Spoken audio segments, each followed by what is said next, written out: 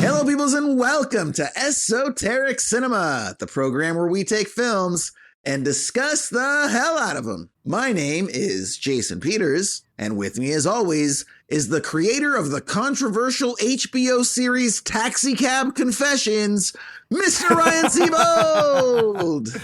Ooh, what's up, Jason? How's it going, buddy? I am going well. I always wonder if you made any money off of those things or if you just did it for the thrill of the sport. Just a cab fare. I was at a low point in my life. I was running some cab fare, you know. Yeah, hey, well, the rest of us enjoyed your exploits. Do you have a description of today's film for our audience, sir? I do, buddy. Today marks our third film in our series covering retro science fiction with Enemy Mine from 1985. Taking place in the late 21st century, we are introduced to a planet Earth that has come together in peace and harmony with a common goal of exploring the far reaches of space. These endeavors have brought Earthlings to an intergalactic war with a genderless reptilian-like alien species called Dracs, as we encroach on their territory, and they are suddenly in our way of conquest. We follow space pilot William Davidge, who gets in an ego-fueled dogfight with one of the Dracs named Jeriba Shigan, and when the two pilots crash land on a hostile wasteland planet below, they realize they are marooned and must learn to survive by any means necessary. As they slowly strip away all preconceived notions of each other's race and culture, they learn to work together, eventually forming an unbreakable bond of friendship and brotherhood. Based on an award-winning novella by the same name, written by Barry Longyear, Enemy Mine was directed by Wolfgang Petersen, who was coming off of wrapping The Never-Ending Story, and asked to step in to replace the previous director after a troubled production in Iceland. It stars Dennis Quaid as William Davidge, and Willis Gossett Jr. as his Drac counterpart Jeriba Shigan. It gathered mixed reviews, mostly praising its technical achievements and concepts over its execution, and it was a pretty bad flop at the box office, bringing in only $12 million against a budget of around $40 million, considering the money lost on its original production that was scrapped. But Jason, all that aside, I've got to ask you as always, what did you think about this movie, dude? Ryan, I'm going to be happy to tell you right here in my opening statement. I'm sorry, I'm a little disarmed. There was no pun. Where's the pun? You've been doing puns for like the last 16 episodes. Yes, and I was sitting there waiting for it. And then you're like, what'd you think about this movie, dude? I'm like, well, no, I'll tell you, but no foreplay? No pun? If you're watching this and you don't know what I'm talking about, Ryan has been setting me up with pun after pun after pun since The Substance, possibly before that. Probably. So, I was just, that's what I'm reacting to. You know, I thought about it. I went through several, not the least of which was something to do with, did this make you something to do with getting in your jammies? Because getting in my jammies. Every time he wanted to get into his jammies, I was like, man, I want to get into my jammies. Tired. It's late. All right. Well, that's okay. We'll do without the puns for today, and I will go ahead and tell you what I thought about Enemy Mine right here in my opening statement. Enemy Mine is an exciting and well-spirited feature in the grand tradition of classic sci-fi literature, which makes sense given its literary source material from author Barry Longyear. It features strong art direction and stunning sets from production designer Rolf Zetbauer, on top of some still exciting space battle sequences that were helmed by esteemed special effects house Industrial Light and Magic. But the heart and soul of this film is the relationship between our protagonist, Willis Davidge, played by Dennis Quaid, and our main supporting character, Jeriba, aka Jerry, played by Willis Gossett Jr. in what is the film's best and strongest performance, with Gossett bringing erratic body movements and unique guttural vocal characterizations to his character that feel authentic to his unique race of being the Dracs. And while modern science fiction is often bleak and dystopian, Enemy Mine comes from an era where science fiction was still hopeful and less cynical, and so what we get here is a movie filled with optimistic themes of brotherhood and fatherhood and respect for thine enemy,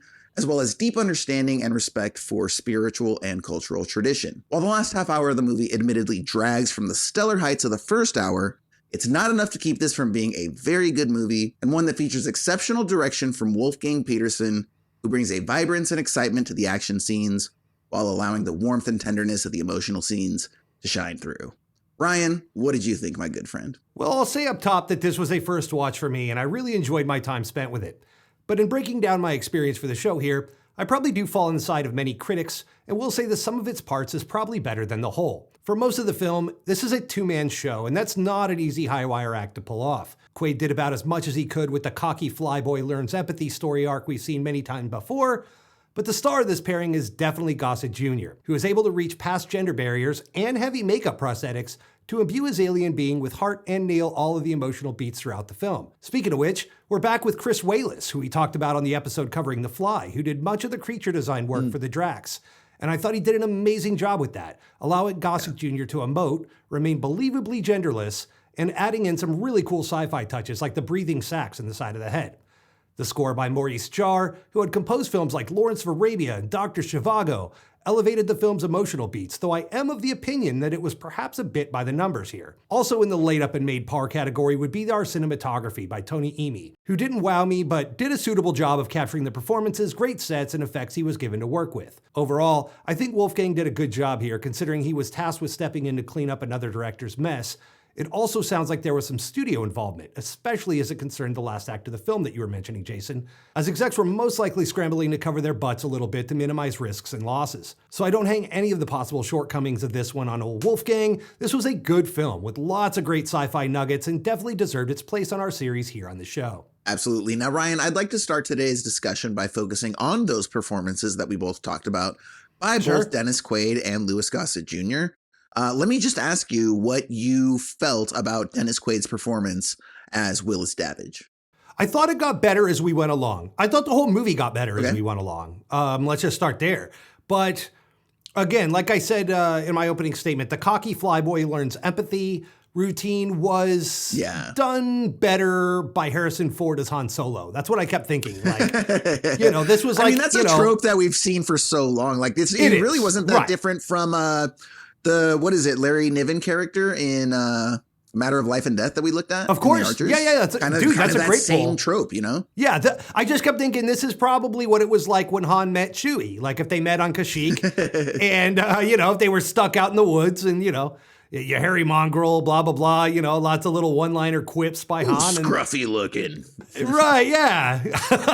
But then, by the end, they're homies and that everything's good. So, yeah, I thought that it was a little by the numbers. He did great. He's so charming on screen. Let's just start there. He's got a lot of charisma, especially in his younger days, when you get into Inner Space and, some of his earlier work. But, I think it was a solid performance. Yeah, I agree. I mean, I think Dennis Quaid, especially at this time in his career, he's kind of just your go-to leading actor for like an action movie, an adventure movie, a science fiction movie, like right here, right? He's that, handsome, rugged looking guy. He's good looking to the ladies. He's charismatic to the guys. So it's a character that everyone can kind of get behind, especially when like you're talking about as far as the screenplay is concerned.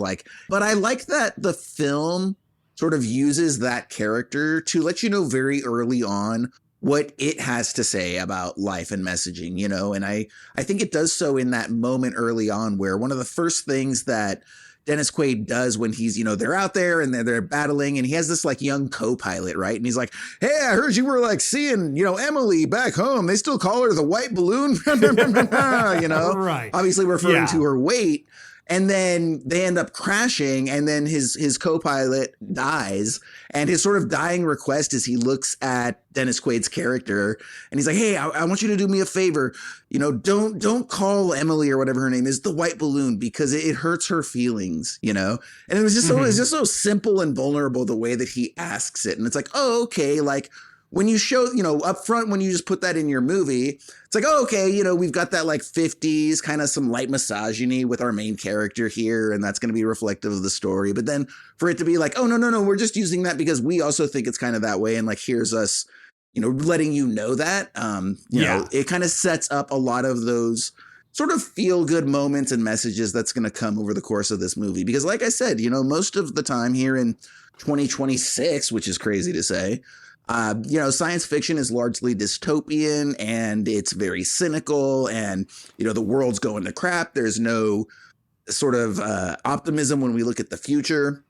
But, this goes back to like those Star Trek times, those, right. The dawn of classic sci-fi when futurists were still very hopeful about, what the future could bring and humanity's ability to come together and all of that. And so I love that, within those first 5 or 10 minutes, the movie's letting you know, like, hey, this is our POV. This is, what we're going to be exploring or some of these feel good emotions, which is great. It's refreshing. Yes and no. I mean, let's not forget that in the opening moments of the film, they're telling us that the world has come together in peace and harmony to only go out and seek more war intergalactically. Like, that's the one thing that brought us together is our common bond to go dominate and conquer elsewhere, which does differ from Star Trek. I thought about that many times because Star Trek, their whole mission was to go explore peacefully. Unless absolutely necessary. They showed violence as a last resort. And this is, shoot first, ask questions later kind of mentality that Earth is bringing to deep space. So, and then, I don't know. I mean, I think it's kind of acknowledging that is humanity, but also that like this specific author, filmmaker, POV, etc., does kind of see those as lesser aspects of it, like the third act, even though it's maybe not necessarily specifically organic to where the story starts out, it is kind of telling you like, hey, we recognize that worker exploitation and slavery and indentured servitude and all of this still goes on. It's part of the human experience, and we, the makers of Enemy Mine, look down upon this and wag our finger at it. We do not approve, that's fair. Right? And that's why it sets it up. So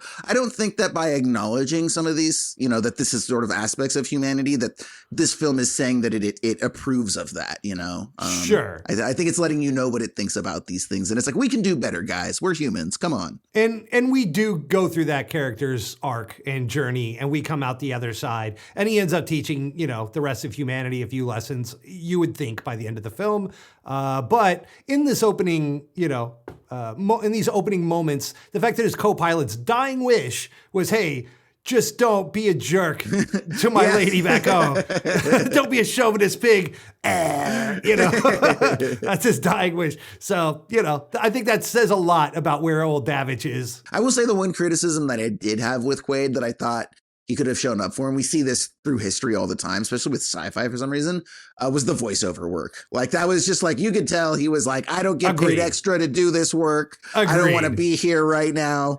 It sounded so lifeless and flat. And it's like, bro, I get it. You've been acting enough that you can take this for granted. But like, this can't be more than a couple hours of work for you. Can you just pretend for a little bit? They filmed that in a small studio in like Studio City on a Tuesday morning at like 9 a.m. He just got his coffee in the break room. He walks in. Okay, so just read these. Yep, sir. Just start on page 2. Great. And he just rolled it out there. Or it was like one of those things where he was partying the night before and he's like, what are you talking about? Whatever. Can I just go home and sleep? Here you go. Blah, blah, blah, blah, blah. We're done. Let me go. I'm out. He got mad at his agent. Quaid out. Boom.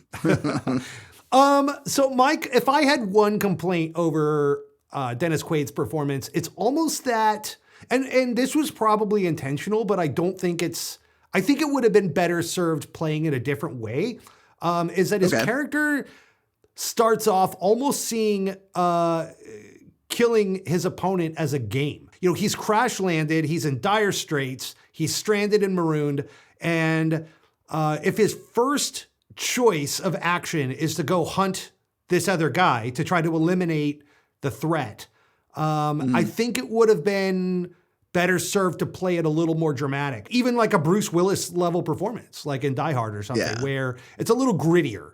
I think that would have been fine. I think that there's a little mustache twirling going on in the beginning. I felt like it was a little cat and mousey, a little Tom and Jerry, like, I got you now. And that took away the stakes for me a little bit in the beginning. Sure, now, that's fair. As we start to imbue these characters with emotions, as we move down the line, I feel like those stakes grew and we became more relevant and apparent. And they did a better job portraying them. But I think right up top in the beginning, if his first inkling was to go kill this other creature, his enemy mine, I think that it would have been better served for him to be angrier. And I think those same emotions would have been better served at the third act of the film, which we could talk about here shortly as well. Fair. Absolutely. Yeah. I think there's some other aspects of the filmmaking that contribute to that as well that we'll get to, but let's go ahead and talk now about the performance of Jeriba, aka Jerry, by Willis Gossett Jr. Surprisingly emotional turn, features many unique physical characteristics,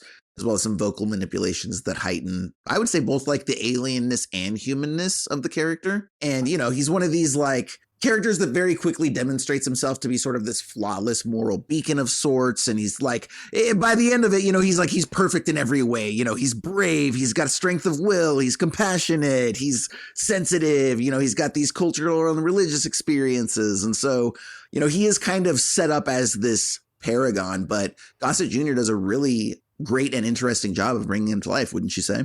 Oh, absolutely. And like I said in the opening statement, through the prosthetic makeup, like let's not forget how hard that is. We mentioned that on the fly, how Jeff Goldblum was able to evoke such emotion and pathos for his character under all that prosthetic and latex and goo and everything else. And by the end, you're almost weeping in your seat when he's putting the gun up to his head and he's this bug creature. And I think that Gossett Jr. brings a lot of those same tactics to life here as well. He's supposed to be genderless as we're introduced to these characters, kind of being like certain characters of reptiles.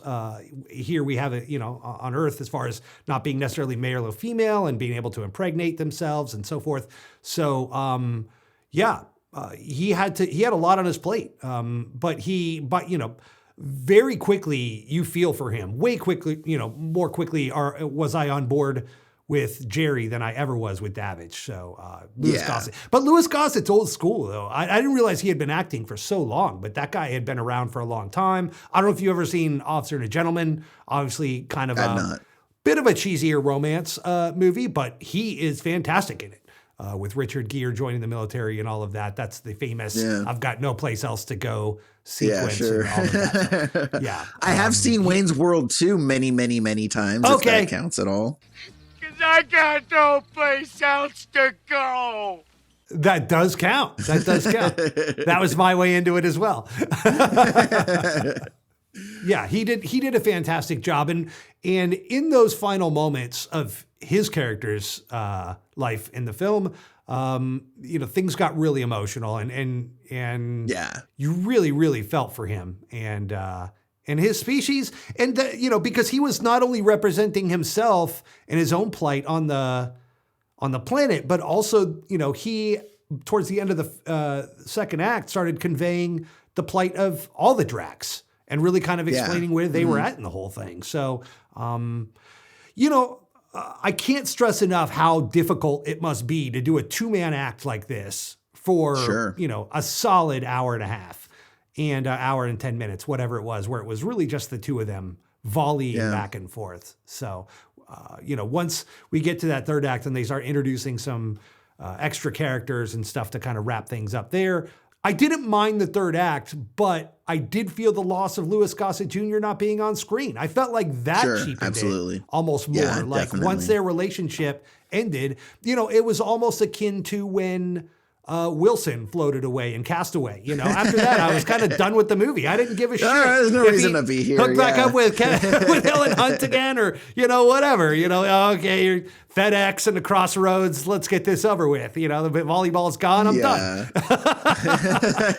It is difficult to take away the best part of the movie when it's been such a central part of the film. It's not like, here's a quick cameo from this character you love, and then we'll take him away, and then 20 minutes later, we'll trot him back out for a little bit. You're like, hey, it's that guy. Like, no, we've been with him. It's this 2-man story. He's the guy. About like the bonds of friendship and them coming together and, where their stories start versus where they finish. So, it's definitely, again, you do feel the loss of his character up there on screen. And it's just, very difficult to replace that level of, interesting character, performer, everything that goes on with the creation of this Jerry character. Wolfgang loved to do that too, by the way. Motherfucker killed Artax, and then, the horse in the mud. And then he kills Jerry. Like, he's just like, oh, you like this guy, huh? You really like him? Okay. You're not going to like what happens next. He's got a German pragmatism, okay? He knows that life is pain, and he's going to put it up on screen. Not here to candy coat things. I didn't even think about the German pragmatism. That's fantastic. Absolutely. And I do think just, speaking of like a very specific example of the physical work that Gossett brings to the role is very early on in the film after that crash landing. I love that scene where it starts to rain and then Gossett like gets up and like starts doing this sort of like gesticulating, some sort of like animalistic ceremony where he's almost sort of like absorbing the water or celebrating it in some sort of spiritual or cultural way. And it's one of those things where even though you don't know exactly what he's doing, you know, you can tell that he knows what he's doing, and it speaks to this being a developed character, right? With characteristics and rituals and responses to the environment and all of this. So, you know, even just the physical elements of what he's bringing to his performance, on top of the obvious guttural manipulations that he's doing with his throat and his mouth, and the way he gives that gurgling effect, you know, and he gets that like, you know, Wookiee gurgle in the back of his voice, but also makes it sound very unique to his character, you know. So all of these very idiosyncratic decisions as a performer that make Jerry a very unique and fully fleshed, you know, not person, but alien character. Sure. Yeah, I agree. Worth mentioning, he was making those gargling sounds practically on set for the audience out there. Apparently he can just like bust those out at like, you know, trade shows or, you know, wherever, you know, they have Q&As of the film. And he's like, oh yeah, here you go. I was doing this since I was a kid. Yeah. Stuff. Yeah.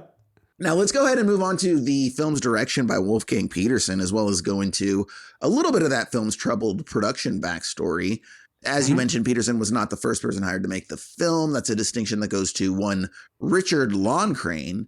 However, between extensive revisions and basically an overall inability to get along with producers, this guy Loncraine was shown the door, replaced by Wolfgang Petersen, to the point that they were actually willing to let him finish his work, as you mentioned earlier, on The Neverending Story, before he came over and went right to work on Enemy Mine here. So I can't say what Loncraine's version of the film would have looked like. It's not like there's, you know, that footage that's out there on YouTube, you know, like where you can go find the like Eric Stoltz Back to the Future footage and stuff like that. But apparently from what the reports say, Jerry's makeup was actually much worse, and it was really simple and like borderline embarrassing. They were saying it just really looked like a guy in a cheesy rubber alien suit, and so that wasn't gonna work. And then apparently also just the alienness of the landscapes was not so alien. So they're like, oh, we're over here on planet XQ13. And everyone's like, bro, it just looks like Earth, you know? So all of those sort of immersive qualities that Petersen ended up bringing, apparently Loncraine just couldn't do that. So they kind of just had to give him the old pink slip. I think Loncraine was a British TV director first and foremost, if I'm not mistaken. And I don't think I don't think he had the chops. It's my understanding they were filming on location in Iceland, and because of the weather changes, nothing matched. So none of the footage was matching. And he was just too green to know what to do about that. And so none of it was usable, which is why none of this footage exists. They just scrapped it and started over. Gotcha. I also heard the prosthetics looked more like the slee stacks from Land of the Lost or something, you know, just very, like you said, very rubber suity. But you know, and we saw some of that in Flash Gordon, but there was a lot more going on around it to bring it to life in that. Dude, if Jerry looked like one of those goddamn lizard people with the eyes in the mouth, middle of their mouth, like this would not have worked at all. Well, and I mean, because the thing is, you don't like Flash Gordon had so much color and bombast in the world building and creation around it, but there's nothing. You're on this desolate wasteland, and there's very little else going on screen other than Jerry and Davidge. So you have to nail that. You know, like if that's not right, you've got nothing. And you're also trying to evoke emotion specifically through Jerry, because Jerry's going to teach Davidge pathos and empathy.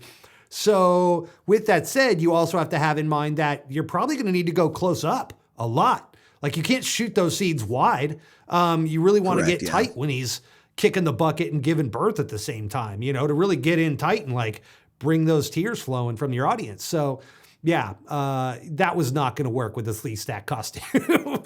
So probably better off we got old Wolfie. And Wolfgang, again, coming off of Neverending Story, I said this, in jest, but that had a lot of great emotional beats, and he was playing with a lot of makeup and Henson, puppetry and all of that. So a lot of creatures and stuff. So to have that experience and be able to bring that to life, namely with like the pit monster that looked like the guy from the Sarlacc pit from Jedi or something like that. But, to bring those characters to life, I think was very, very important to have Wolfgang on set. That brought a lot to it. Speaking of what exactly he brought to the production, I think that, he did do a lot of heavy lifting on this film. I think that this is a film that really moves well. I think that when you watch it, especially with regards to like its camera and its blocking and its stars, we get a lot of booms. There's a ton of pans. There's tracking shots. It's mixed with what are at the time these terrific space battles from Industrial Light and Magic. And then, when it comes to the actual assemblage in terms of the visual language, we've got a good mix of wide shots that show off the environment when it needs to. And then, he's willing to go ahead and use those close-ups of our two great actors doing what they do best. At the same time, it's also cut together with numerous edits that kind of keep things moving, but it's not in this sort of like over the top or hyperkinetic sort of way. So I think that's sort of like what makes everything work is, again, it's like, I think Petersen's one of those filmmakers that has a very good balance when it comes to like, hey, I'm not gonna, we're gonna keep things moving along at a pretty decent clip, but also it's not gonna be like so fast that it's like, hey, you got to keep up or else we're leaving you behind, buddy. He sort of threads that, gets right there at that speed limit where you want to be at. And I think it's nice. Nothing really about this film floored me, but I don't think it was intended to. Like, I think if this movie had more bombast and, fast moving cameras and all this crazy, stuff going on, I think it would have taken away from the isolation you feel from these two characters and the emotional beats and all of that. Like, the camera really does live with Jerry and Davidge and their shitty little planet that they find themselves on, all desolate and so forth. So, I don't think there was a lot of, I said in my opening statement that the cinematography didn't blow me away. It was kind of by the numbers, but I think it kind of had to be to tell this story properly. There's nothing that really jumps out at me like, even with Come and See in our previous series with War, how the camera moved through the woods and all the Steadicam and handheld shots and so forth. There was nothing really like that here that jumped out at me that floored me over the last couple of films that we saw. But I think that this is a character study and it's full of heart and emotion. So I don't think technically, you really need to, technically speaking, you really need to rely on the visual effects, the makeup, the prosthetics, and the emotional power and beats of your actors, but not necessarily the camera. The camera is just there to really capture that. And I think he did a great job with that. Well, I think it's also just a matter of making, I think so much of direction as well is just making the right creative decisions. I think that's a huge part of that kind of gets overlooked. We always think about directing as, the shots, that great oneer shot that he did for, 2 minutes or this, that, the other. But I think so often it's just, those pre-production decisions of what is the film going to look like? What is the film going to feel like? So, for example, I talked about how, Lon Crane's vision was apparently a lot more bleak. There was a lot more sort of grays and blacks and whites. And then Petersen came in and said, no, that doesn't really match the emotions of the story. This is a very emotional story. There's a lot of big emotions. We're going to put them out there. We need a lot more color in this film, and I think that even just doing that, and then he would talk to the animators. It's like, hey, I want you to paint these shadows orange so that they jump out more so, and all this sort of stuff that he was doing to, again, really bring out the color of the film. And when it comes to film, color is emotion, black, white, grays, that's lack thereof, So if you're going to go for a film with a ton of emotion, again, I think it makes sense to have it be a bit louder in its decisions when it comes to color palette, when it comes to makeup decisions, when it comes to the bombast of the, Space Wars and all this sort of stuff, So again, I think that's something that could be easily overlooked when it comes to Petersen's influence on the film. I agree. If I had a problem with the film, probably the biggest piece would be with the score, which I don't think is like horrible per se, but it's just that it does, and I have to imagine this is probably comes from Petersen's direction, and maybe this is a little bit of holdover from that like German expressionism that wasn't too far off from here. But there's these very sort of operatic sound design decisions, and it's usually in the form of like organ stabs and string stabs and little echoes, and like the way that the film handles it is almost very vaudevillian. You know, like there were so many times where, you know, you have the creature pop out, but it doesn't just pop out, it pops out, and then the organ's like da-da-da. And so often it reminded me of like listening to like an old radio drama back in the day. They're like, and then he turned and the man was around the corner. Tune in next week. Yeah, exactly. And there was so many of those specific sound triggers, but I don't feel like they needed to be heightened to get us closer to Flash Gordon. I think they were just kind of, you know, embedded in the screenplay and the envisioning of this film. But I thought the score could have tried to help maybe bring less attention to those moments instead of heightening it. That's totally fair. The composer was a gentleman by the name of Maurice Jarre. He had a huge career. He was David Lean's guy for a long time. So, you know, he's definitely old school. I thought that he did well in some of the emotional beats around the fire with Davidge and Jerry. But you're right. In those action scenes or something, it did get a little hammy. In some of those moments as well. And it just seemed like he didn't phone it in. You could go back and pull up some of the songs online. I listened to some of the score because I didn't like it at first. And I went back and listened to it on YouTube. There's some tracks that you could find from the soundtrack. And I appreciated them more on their own. Like as I'm listening to it, I'm like, oh, like he put a lot of work into this. I just didn't like it paired with the visuals I was trying to watch or the things I was trying to feel in those moments. And so I absolutely agree with you. I felt like it was kind of like, oh, something. Yeah, that's why I said it was by the numbers, because to me, it was like monster jumps out, you give, you know, this alarming sound and through the score. And there's all these little sound cues that were just a little too on the nose or a little too obvious for me. Yeah. So I agree with you wholeheartedly about that. And I expected more out of Maurice Jarre because I love the score for Lawrence of Arabia, for example. Who does it? That's pretty up there as one of the all-time greats. So it's like that guy did this is weird. And then let's go ahead before we go and touch on the screenplay and the story in terms of that film's first half versus the second half. I think there's no denying that the film does lose some of its steam once Zammies is introduced.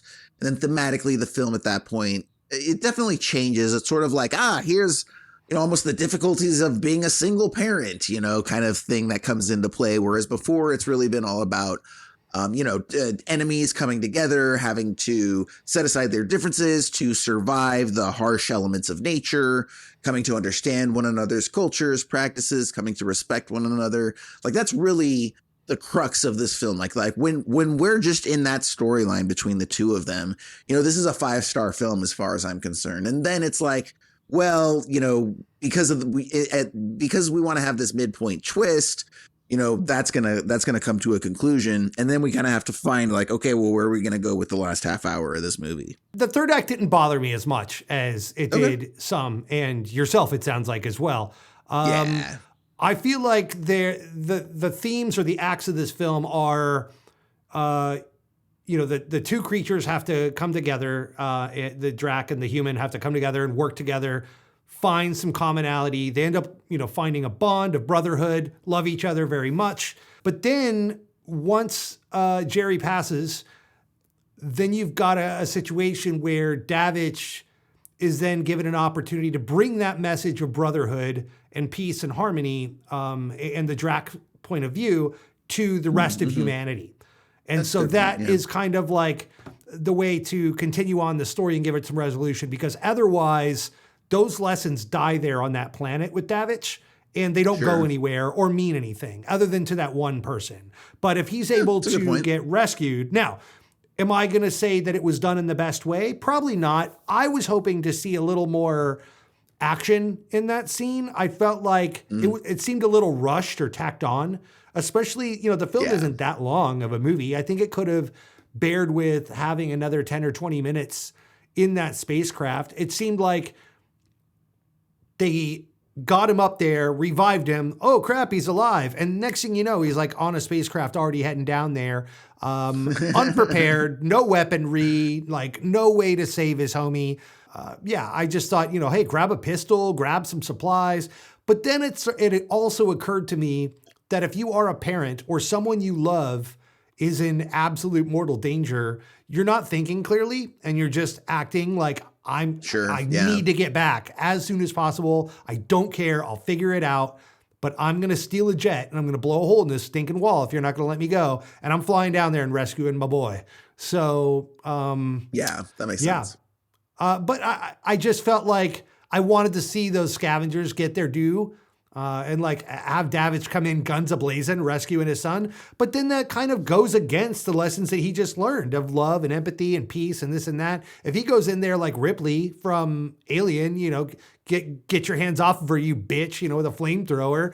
I think that kind of takes away from the empathy side of things from the first acts of the film, that he just learned all this, because that's the way he started, was that, shoot first, ask questions later kind of guy, shoot from the hip kind of guy. Yeah. So that occurred to me as well. I was kind of like, well, maybe that wouldn't have worked as well and would have betrayed the lessons he learned and betrayed his character. Yeah, I think that's definitely, I can definitely see that being the case. And I also think maybe it's really just as simple as what we touched on before, which is just no Louis Gossett Jr., no Jerry. Jerry's just such a great character. Oh, come on, Jerry, you're just being stubborn. Oh, I am not just being stubborn. All right, Ryan, with that, we will go ahead and go on to our final feature here, wrap up this review and move on to three scenes where Ryan and I reference the three scenes that we feel best summarize our response to this film. Ryan, you know the score. I'm here to let you go first, my friend. All right, I'm going to start with Prayer on the Mountain. That's when Jerry and Davidge go up on the mountain and he sees Jerry kind of praying and singing his song. This is when the emotion hit full speed for me. The cat and mouse spy versus spy stuff didn't land as well, but things kind of turn in these moments, and I liked that scene specifically. Also, when Jeriba gives birth, not just for the emotional weight of saying goodbye to Jeriba, but also the fear of being alone for Davidge. I thought that was something that really hit home with me with this film, is just not only did they learn to love each other as brothers, but just their fear of isolation definitely played a part in that, and their honesty of that to each other. Like, you can't die because then after that, I've got space madness. So that's not good. And then also going to get jammies back from the scavengers. I would have liked to have seen a Ripley-style kick-ass version of this, but the panic-stricken version was probably more realistic, like I said.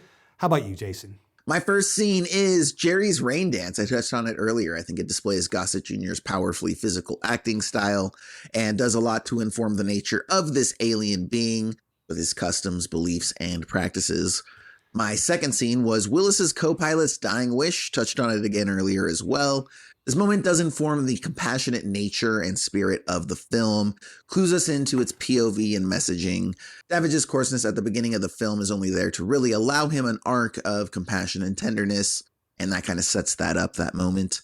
And the third is Jerry's pregnancy reveal. Not so much the pregnancy itself, though that is strong, but after he's revealed, we get this very nice sort of 10 to 15 minutes, let's say. And during that, Gossett Jr.'s Jerry he allows the maternal aspect of his character to come to life. Up until that point, we've very much seen the male-driven paternal aspect where, it's all he's battling, he's fighting this guy, he's trying to survive, he's intimidating and all of that. But after the pregnancy reveal, he really becomes very warm and very tender and very maternal and very gentle. And, he's got this like warmth and glow about him, that we hear women oftentimes get during pregnancy. And so it allows him a chance to really bring that maternal femininity to the character, which, as you have pointed out, is ultimately genderless and should have both sides of that represented accordingly.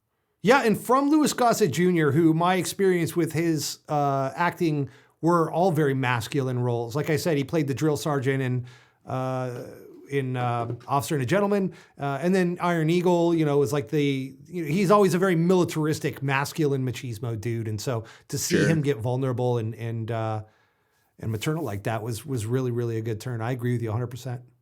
Yeah, absolutely. So with everything said and done, I am actually giving Enemy Mine 4.25 out of 5 stars. Not, the best film ever made, but I really did enjoy the acting of the two main leads.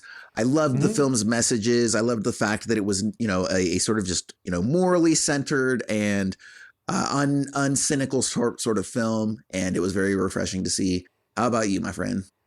I'm giving this one 3.75 stars. It didn't change my life. This is a solid B+ movie. I would see it again. If someone told me it was their favorite movie, I would agree with them and say that's fantastic. But I think Wolfgang had better in him. He's made better films, and I've seen better science fiction. This was a lot better than Buckaroo Banzai. So I'm just really, really glad. That's not much of a bar at all there, but you are correct. So to all of you watching, thanks so much for taking part in our discussion of Wolfgang Petersen's Enemy Mine. You can find us on Instagram and TikTok at Esoteric Cinema. And if you enjoyed this video, feel free to subscribe to our channel right here on YouTube. For myself, Jason Peters, and my good friend, Ryan Siebold, this has been Esoteric Cinema. Continue to appreciate film and enjoy the movies.